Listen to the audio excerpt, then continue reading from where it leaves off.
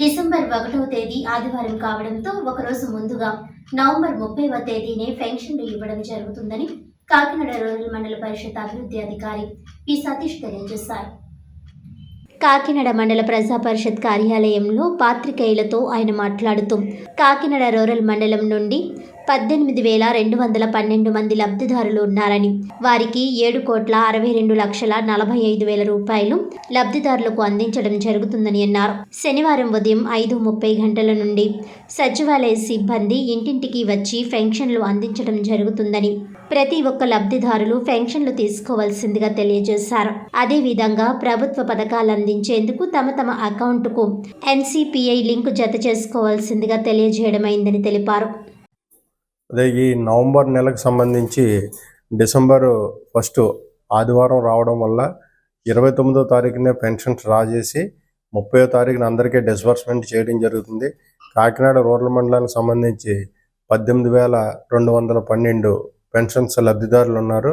వారికి గాను 7,62,45,000 ఇంచుమించుగా అమౌంట్ డిస్ట్రిబ్యూషన్ చేయడం జరుగుతుంది.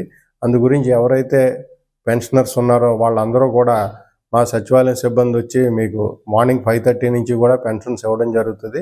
కావున మీరు అందరూ కూడా ఆ సిబ్బందికి అందుబాటులో ఉండి పెన్షన్స్ తీసుకోవాల్సిందిగా కోరడం అయినది. అదేవిధంగా ఇప్పుడు ఫ్యూచర్లో అనేక సంక్షేమ పథకాలు ప్రభుత్వం వారు అందించడం జరుగుతుంది. ఆ సంక్షేమ పథకాలకు సంబంధించి ప్రతి లబ్ధిదారుడు కూడా బ్యాంకు నుండి వాళ్ళ అకౌంట్కి NPCI అకౌంట్కి ట్యాగ్ చేయించుకోవాలి.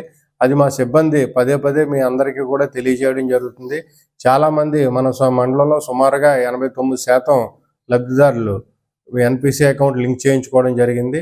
అలాగే మిగిలిన 10% కూడా ఎవరైతే ఉన్నారో వాళ్ళందరూ విలేజెస్లో లేకపోవడం వల్ల ఇలాగ వేరే చోట ఉండడం వల్ల వాళ్ళు లింక్ చేయించుకోలేకపోయారు. వాళ్ళందరూ కూడా దయచేసి ఈ 2 రోజుల్లో కూడా మీరు బ్యాంక్ వెళ్ళి NPCI అకౌంట్ లింక్ చేయించుకుని ఆ విషయాన్ని మా సచివాలయ సిబ్బందికి తెలియజేసినట్టయితే వాళ్ళు అప్డేట్ చేయడం జరుగుతుంది. ఎందుకంటే ఇది చాలా అవసరం.